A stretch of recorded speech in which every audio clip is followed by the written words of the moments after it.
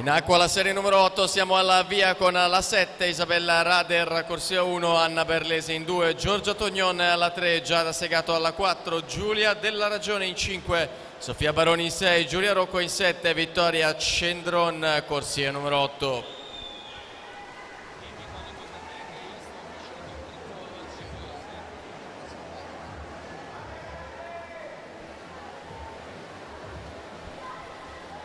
Dalla corsia numero 7 Linda Sanarini 30,91 il suo tempo davanti ad Aurora Grigio, 31,09 Ilenia Cozzi,